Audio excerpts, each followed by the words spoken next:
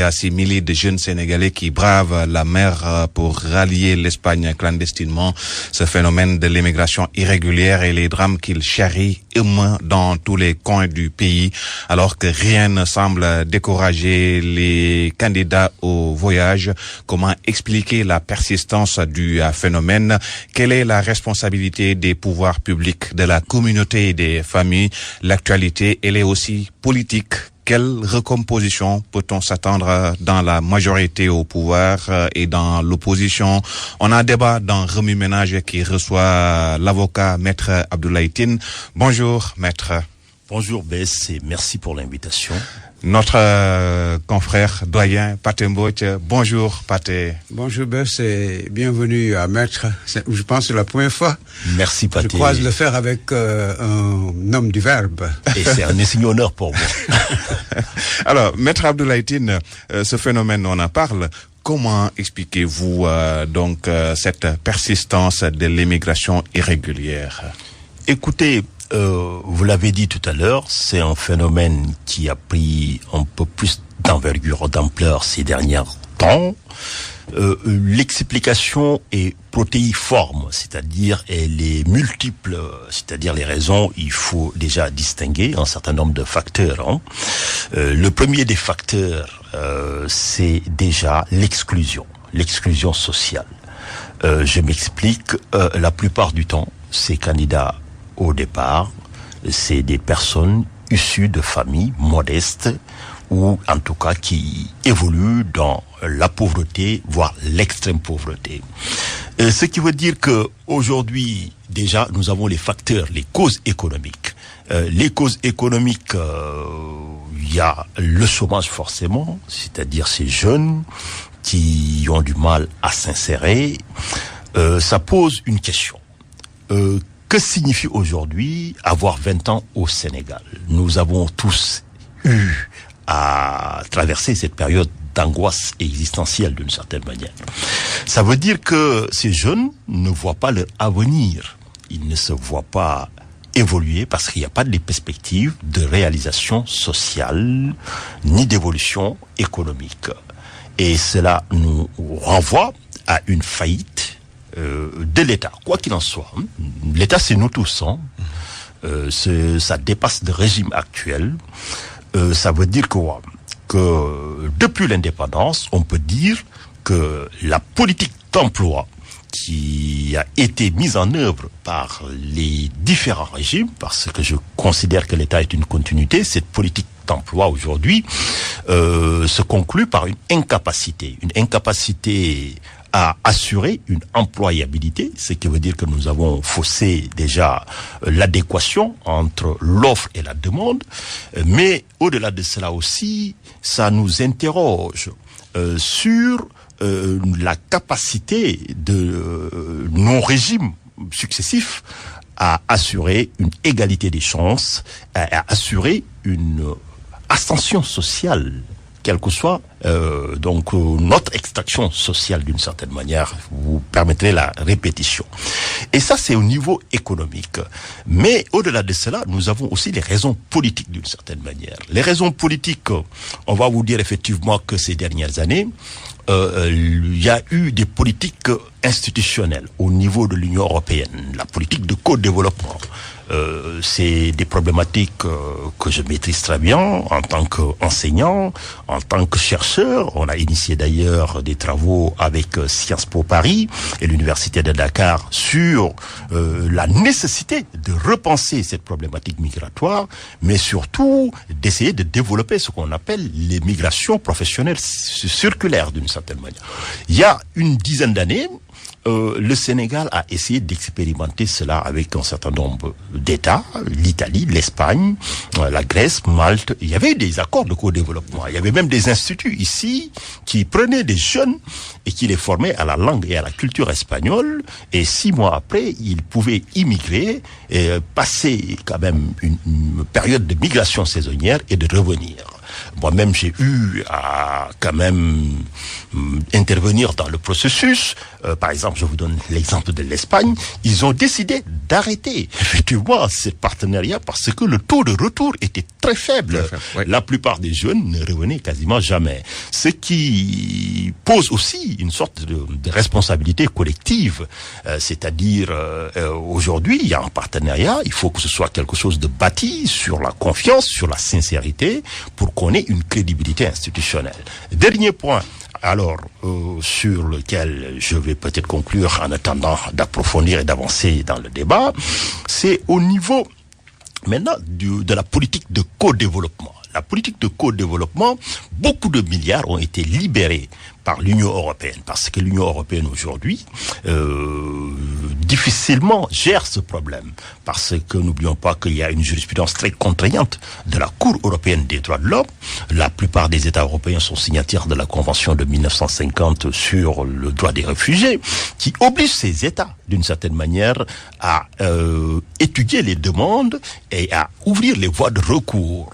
Pour éviter tout cela, nous avons eu, dans un premier temps, une politique d'externalisation de la gestion du flux migratoire, avec comme tampon la Libye. Aujourd'hui, on a eu une faillite de l'État libyen, d'une certaine manière.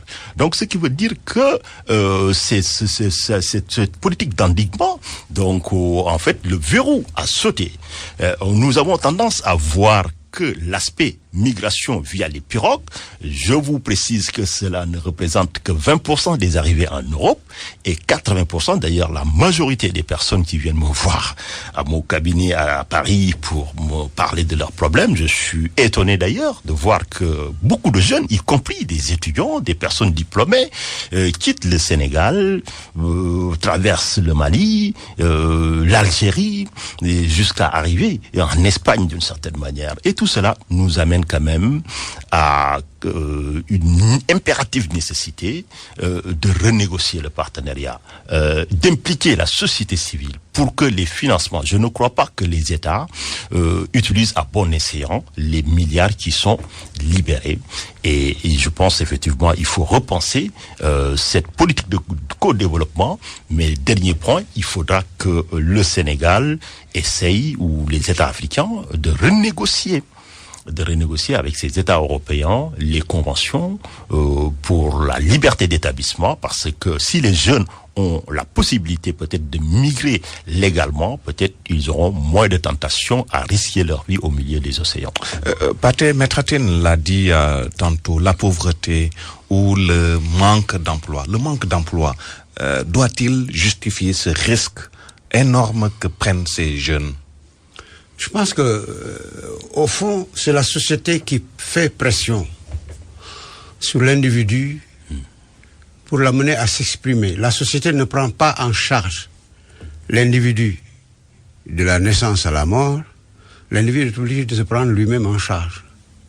Et arrive un moment où, quand on a eu 20 ans, ou quand on a eu 18 ans en 1968, où on vivait d'amour et d'eau fraîche, aujourd'hui, c'est la société elle-même.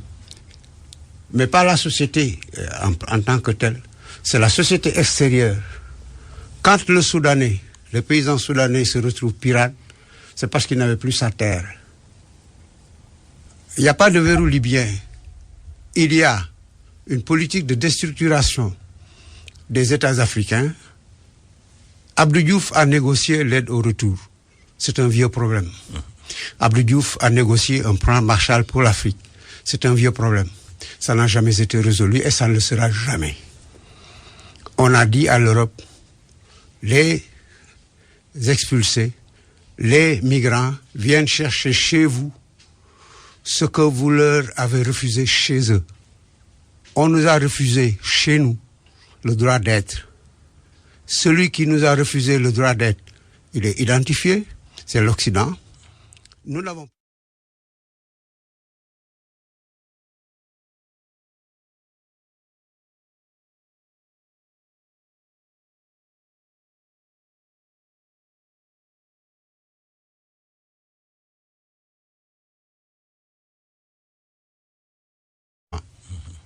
l'aide au retour. ou bien même l'implantation des sociétés extérieures au Sénégal pour maintenir, parce que les grands chantiers, c'est l'Espagne qui vient au Sénégal, pour que les Sénégalais n'aillent plus en Espagne, pour refuser de retourner à la fin du contrat. Les champs agricoles de prunes et de primeurs espagnols se retrouvent au Sénégal pour maintenir les Sénégalais chez eux. Ceci n'a pas empêché la démultiplication des départs. Ça le sera toujours. Parce que les responsables politiques ne sont pas africains, ils ne sont pas sénégalais. Ils sont français, ils sont américains, ils sont allemands, ils sont sénégalais de circonstance. Ils ne travaillent pas pour le Sénégal. Maître, je suis désolé, vous perdrez beaucoup de temps, on perdra beaucoup d'argent, et ça n'empêchera jamais le départ des jeunes dans le ventre de l'Atlantique. Maître, jusqu'ici, on s'accorde difficilement sur le nombre de candidats qui auraient disparu en mer. Pourquoi le gouvernement ne donne pas les vrais chiffres? Cela traduit une gêne, un sentiment de malaise au niveau des gouvernants. Vous savez, souvent, quand on est tellement gêné, on a tendance à occulter la réalité, c'est-à-dire à regarder ailleurs. Et je pense que cela, c'est non seulement un déni de réalité, mais ils se sont défaussés de leur responsabilité première. Parce que ce sont quand même des ressortissants sénégalais, comme il l'a dit Pathé, avec justesse dans son analyse, qui cherchent ailleurs ce qu'ils n'ont pas pu trouver ici. Le président Macky Sall, en pleine pandémie, avait fait une tribune pour parler de la nécessité de faire émerger un nouvel ordre mondial, un nouvel ordre international. Mais je pense qu'il est passé à côté du plaidoyer. Parce que la cause qu'il fallait plaider, comme l'a dit Pathé, c'est aujourd'hui cette injustice qui existe au niveau mondial. Comme il l'a dit, aujourd'hui, statistiquement, ce sont des chiffres des Nations Unies.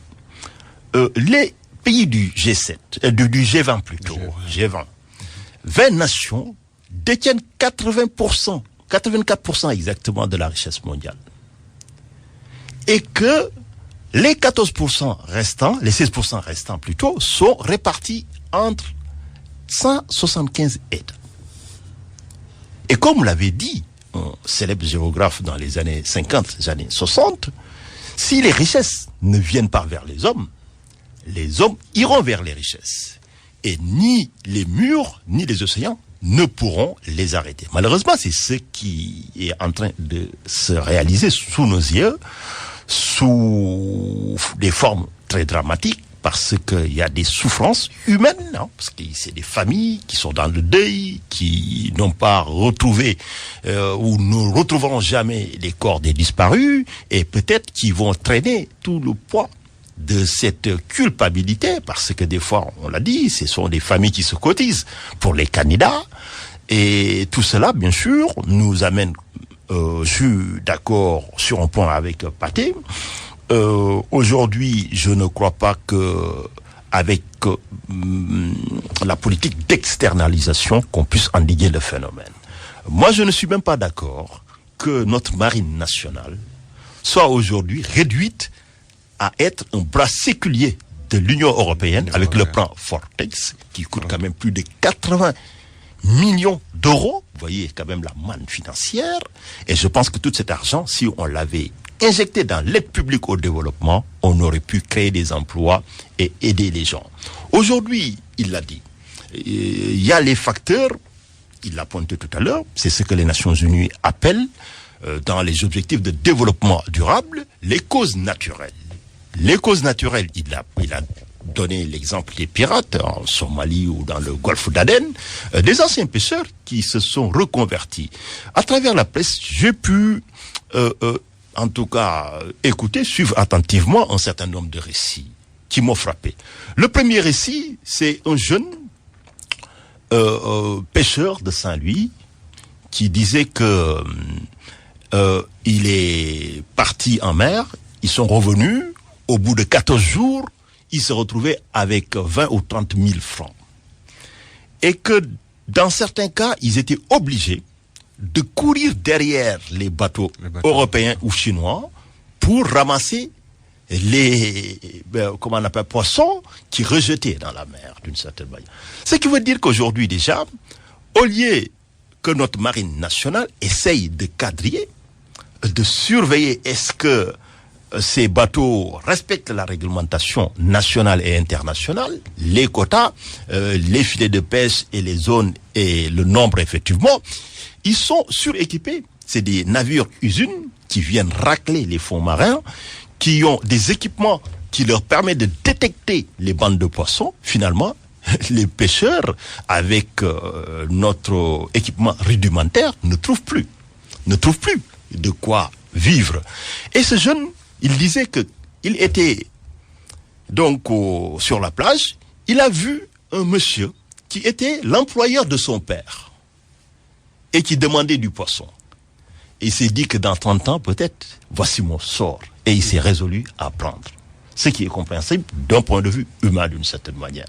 Donc, il ne suffit pas seulement de les blâmer, de juger, mais il faut se poser la question de savoir qu'est-ce qui peut pousser un jeune à être prêt à mourir, à laisser sa vie au milieu de l'océan.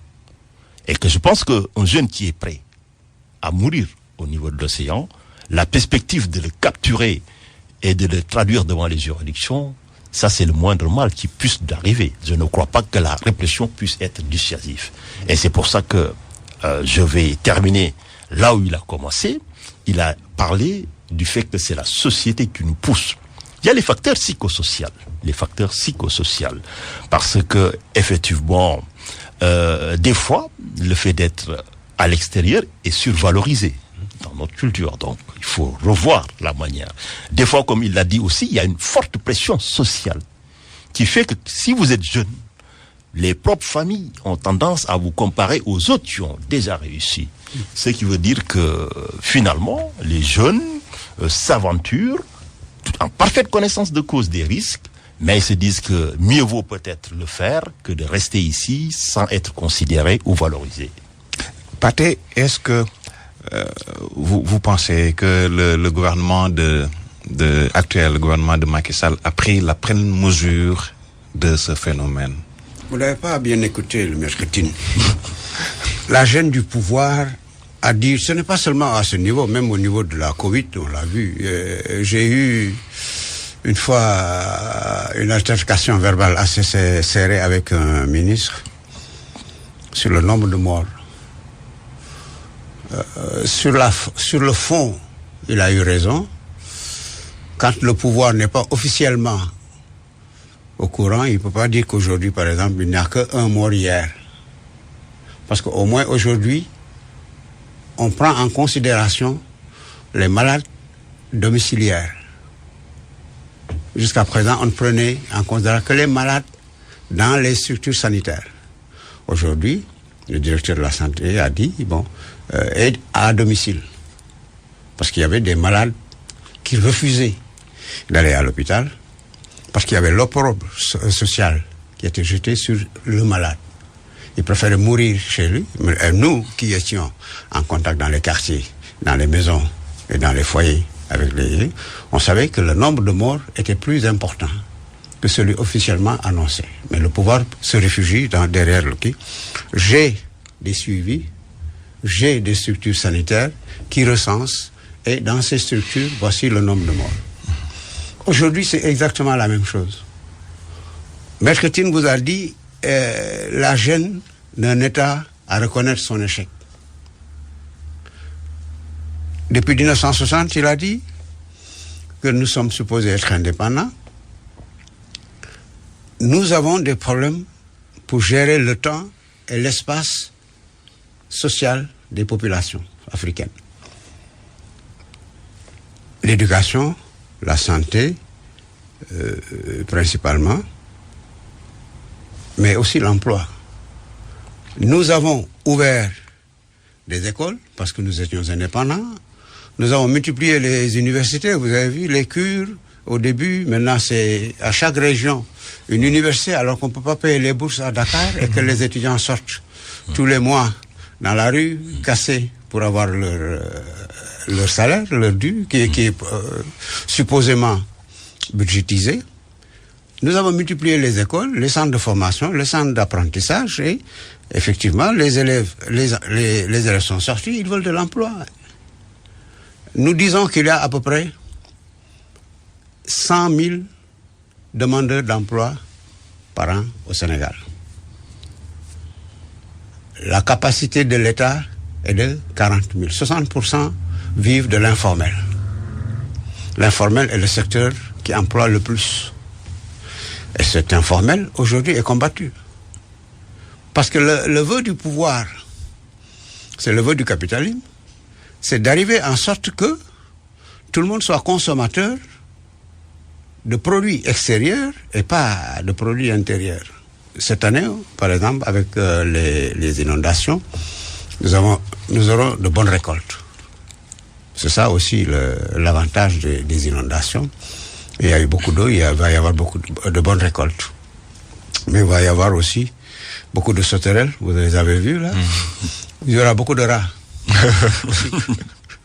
C'est-à-dire, il faut prendre... C'est une chaîne quand je crée des écoles, quand je crée des universités, je forme des gens, les gens se retrouvent dans le marché de l'emploi. Aujourd'hui, PAPBES, 2020, nous avons, vous avez vu le nombre, 500 000 bacheliers. Oui.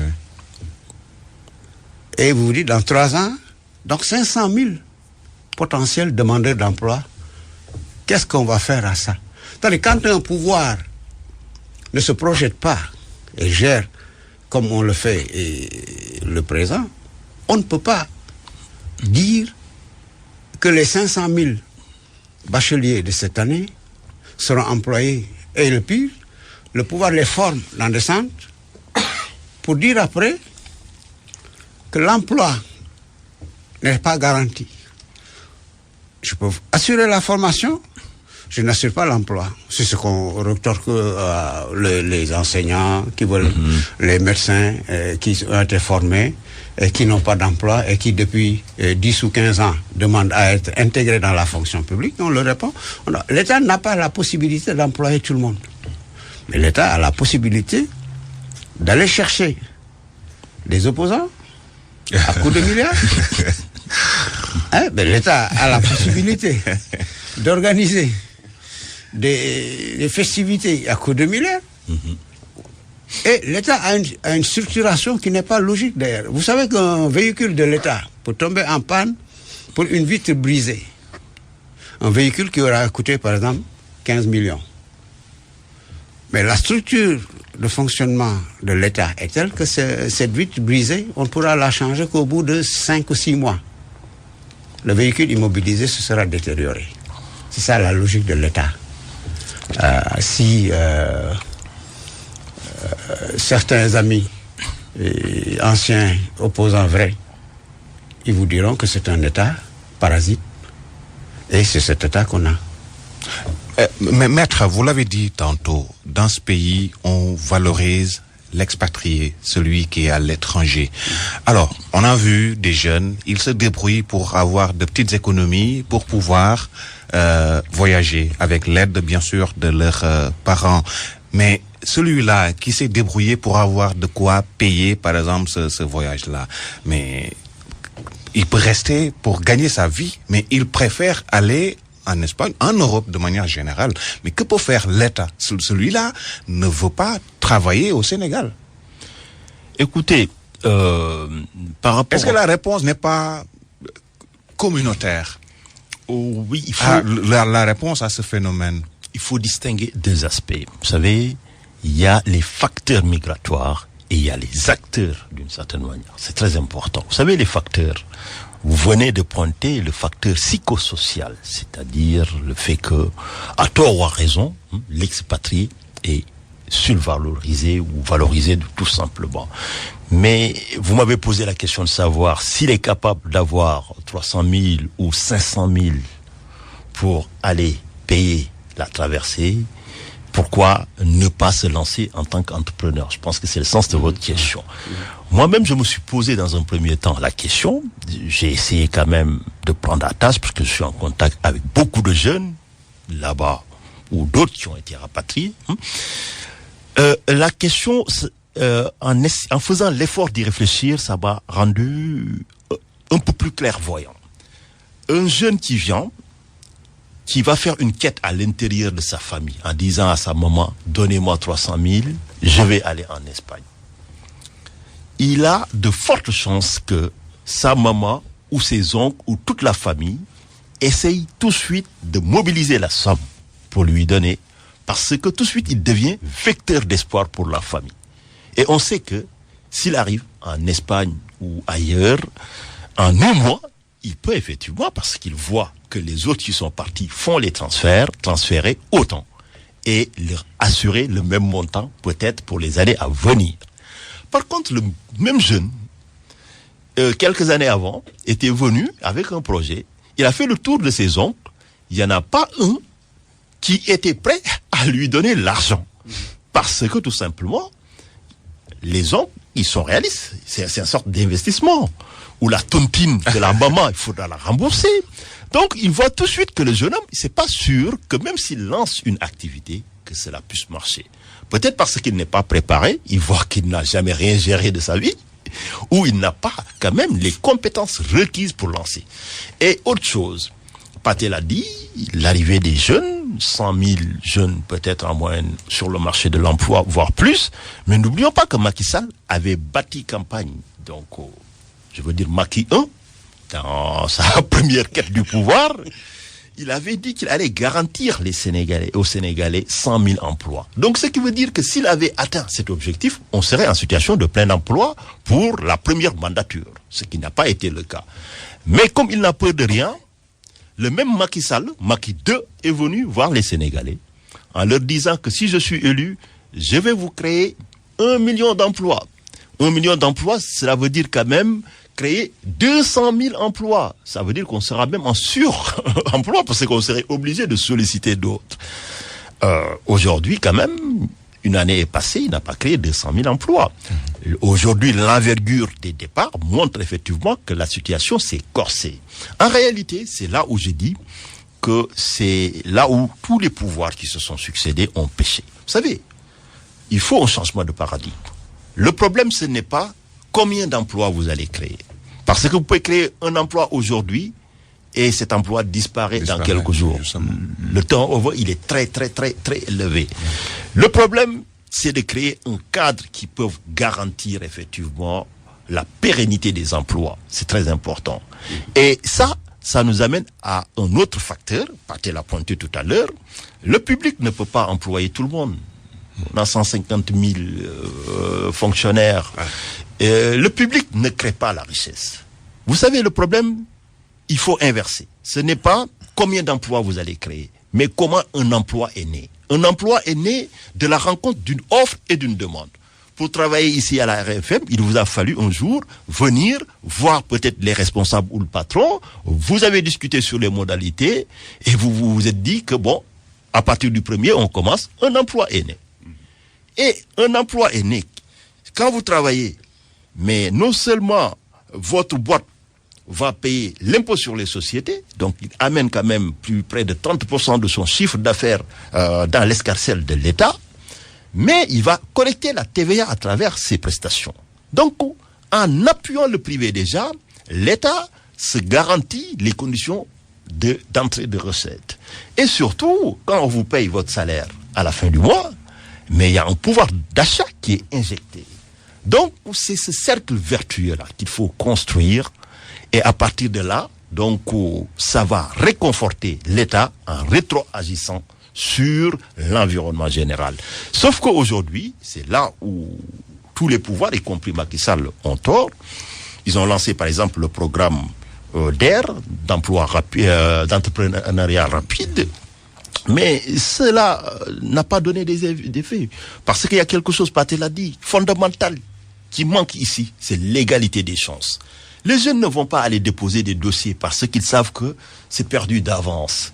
Parce qu'on n'a pas des critères objectifs qui vous disent que si vous êtes jeune, vous avez les compétences, vous déposez votre dossier, on va vous répondre au bout de telle période d'attente, et que si vous n'êtes pas d'accord, voici les voies de recours. Donc, on ne nous garantit pas l'égalité des chances ici. C'est ce que les jeunes cherchent ailleurs. On ne nous garantit pas une valorisation, un accompagnement de l'État. Parce que quand votre activité réussit ici, vous êtes un privé, vous allez payer l'impôt. Mais demain, en cas d'échec, vous allez vous retrouver seul face à tout le monde. Il y en a des gens qui ont tout perdu en essayant de lancer des activités économiques. Donc c'est très risqué. Or, dans tous les pays où le secteur privé s'est développé, c'est parce que l'État est présent, il accompagne. Quand il y a des difficultés, il y a des mesures de sauvegarde, et à partir de là, parce qu'ils savent qu'ils ont intérêt à maintenir la pérennité des entreprises. Aussi longtemps qu'on n'aura pas compris cette problématique de la sorte, on sera condamné à avoir des échecs en matière d'emploi et en matière effectivement de résolution du chômage. Nous évoluons peu, Pathé, pour parler toujours de ce phénomène, mais bien d'autres aussi. Le terrorisme. Macky Sall, cette semaine, était en France, à Paris, où il a pris part au Forum pour la paix. Vous avez suivi son discours, certainement. Est-ce que vous pensez que le discours est à la hauteur des enjeux du moment? Disons, il y a deux niveaux.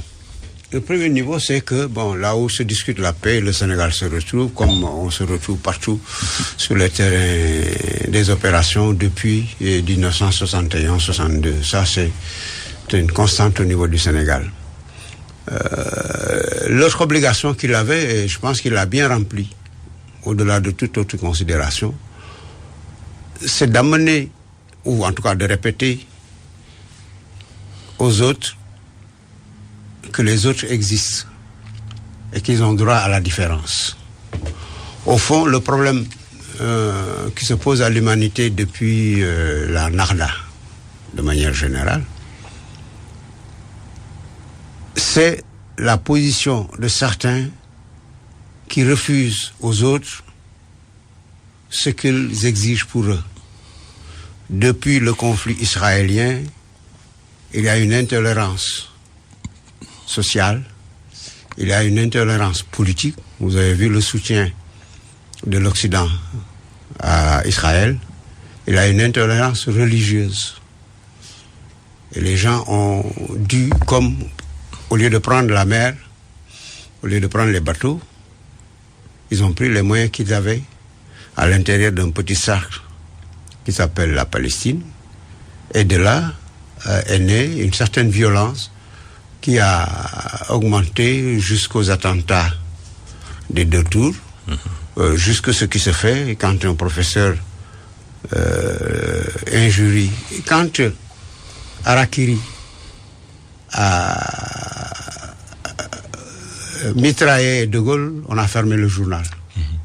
Aujourd'hui, on vous dit au nom du droit de liberté. Et nous, on nous a toujours appris, nous, en tout cas, que la liberté des uns s'arrête là où commence celle des autres. C'est ça la vie en société. C'est-à-dire la mutualisation des efforts repose sur la nécessité d'aliéner une certaine partie de nos droits au profit d'une communauté.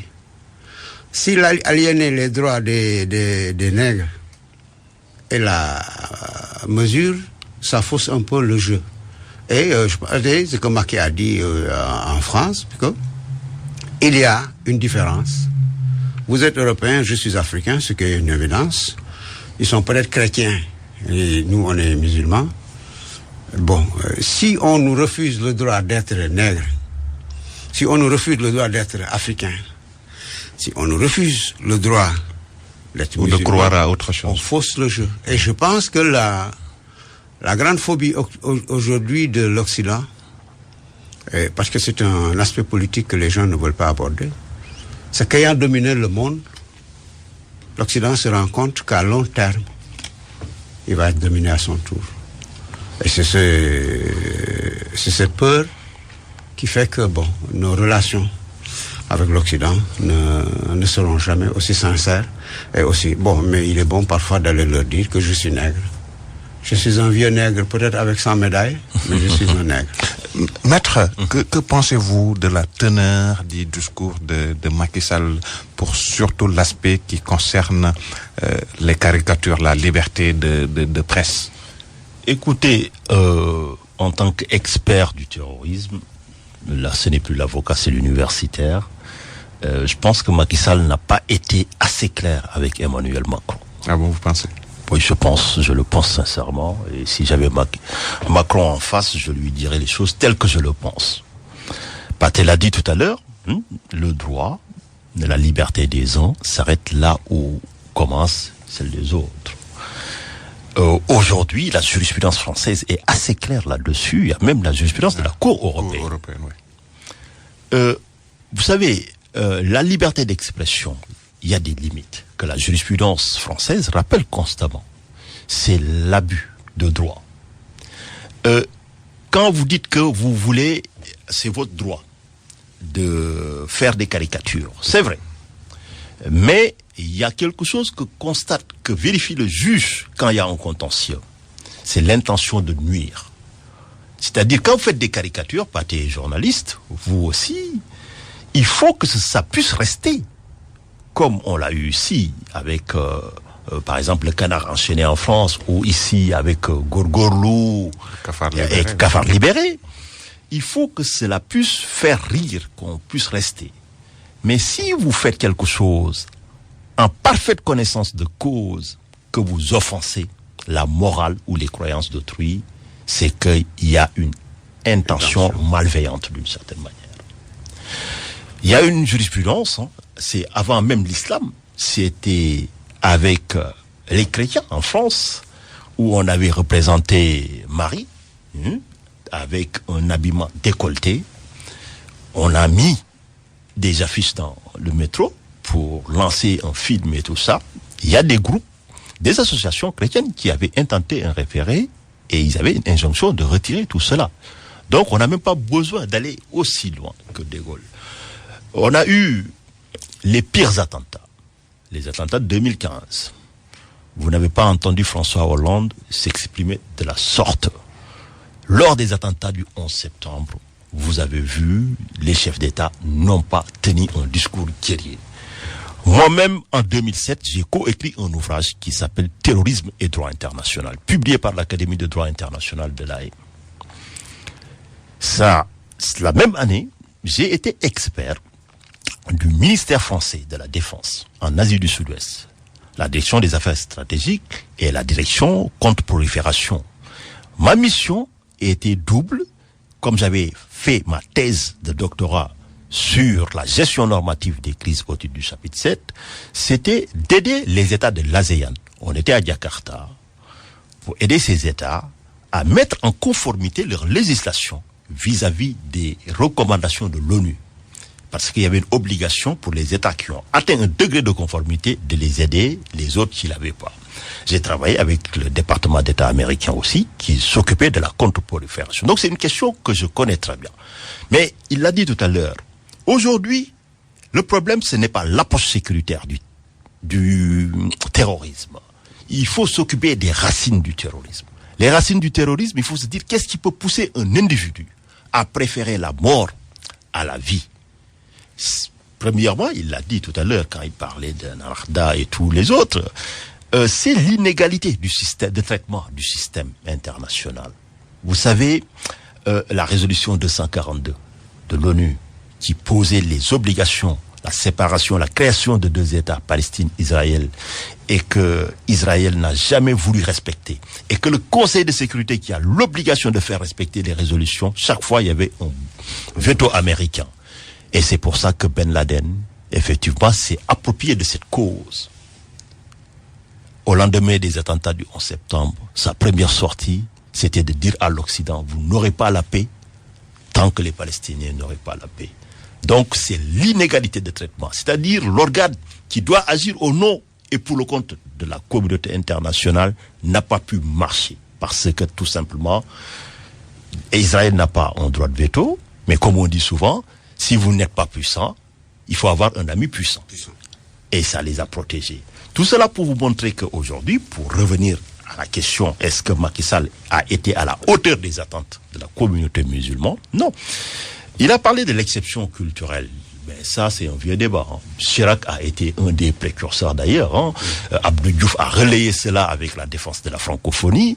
Mais il ne suffit pas de dire qu'on est tous différents. Ça, on le sait d'une certaine manière. Aujourd'hui, c'est que la manière dont Emmanuel Macron s'est exprimé n'est pas digne d'un chef d'État qui a 8 millions de musulmans dans son État. Ça, c'est le premier point.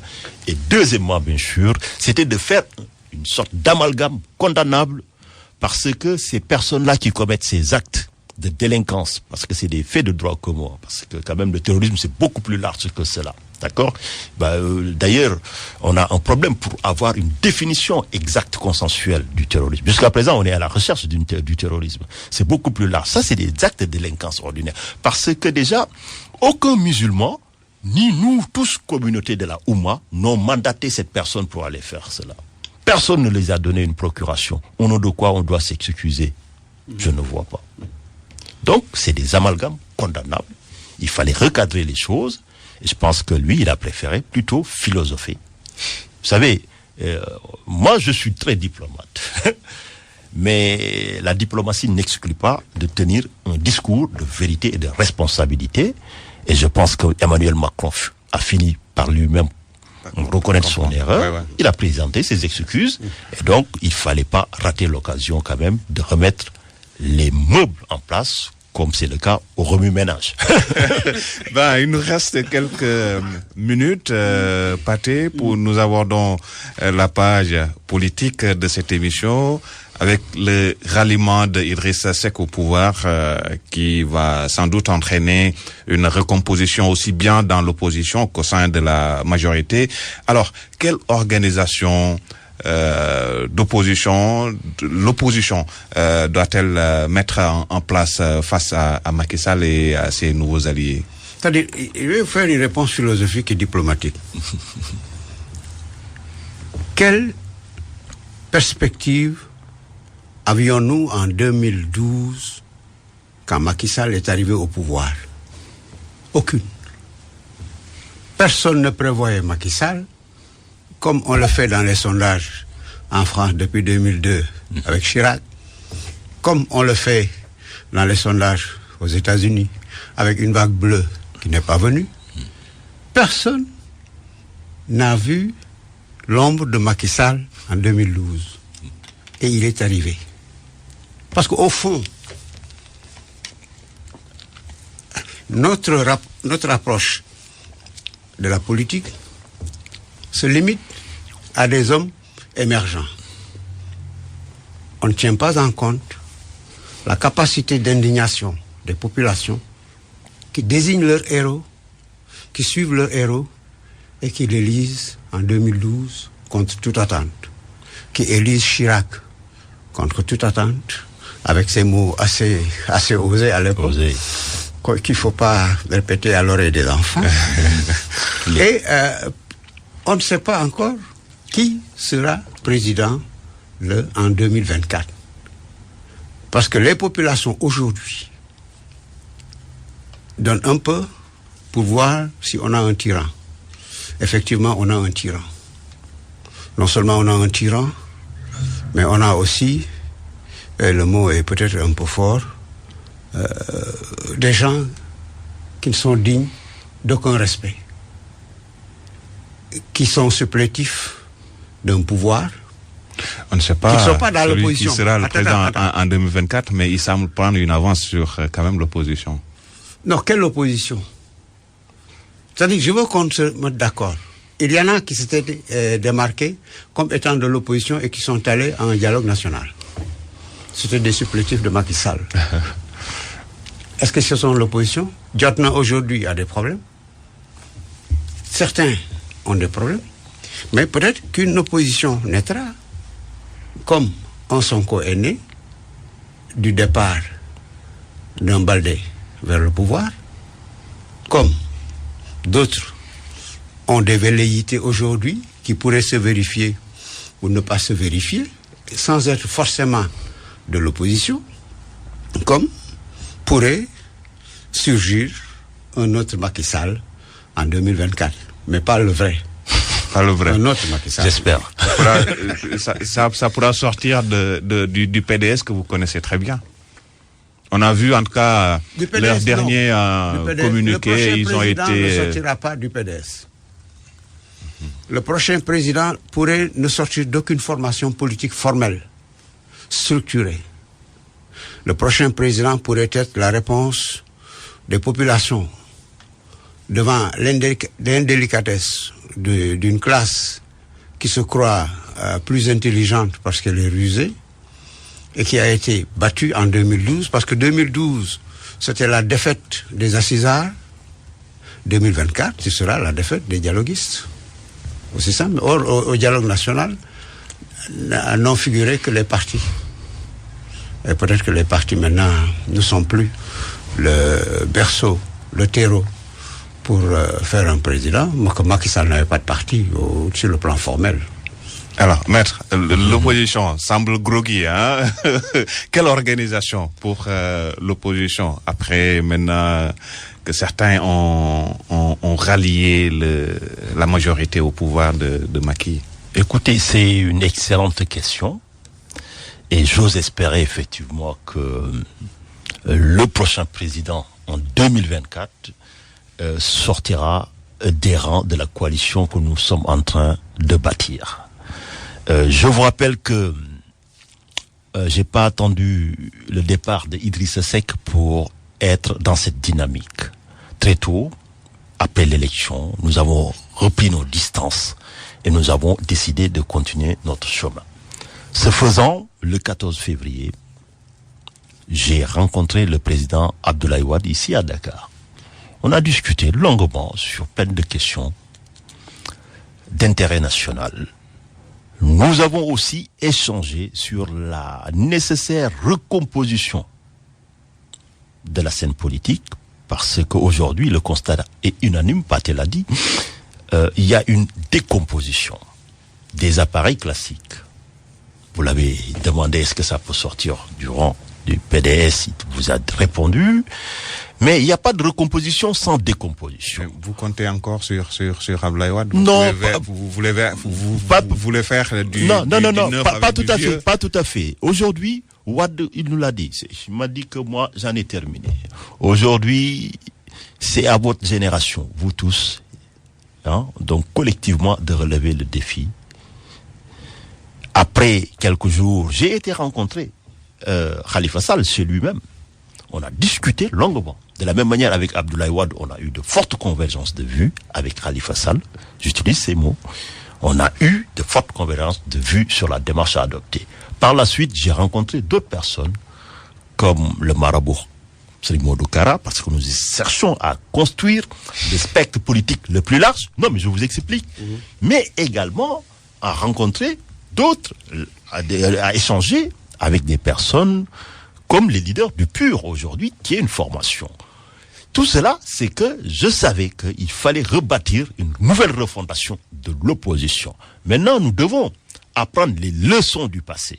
Parce qu'en politique, il y a deux manières de faire la politique. Soit vous cherchez à avoir raison, vous aurez raison contre tout le monde, et bien vous serez seul, ou sinon, il faut élargir. Élargir, mais en ayant un socle de valeurs propres à nous, et surtout, être fidèle, pour ne pas avoir effectivement le même maquis en 2024. Point final à Remue Ménage. Merci à Pathé Mbodj, journaliste, et à Maître Abdoulaye Tine, avocat au barreau de Paris. Merci d'avoir suivi cette émission mise en onde par Abdou Thiam. Je vous souhaite une excellente journée. Dans un court instant, le flash de 11h avec El Hadj Ndiogou Diémé.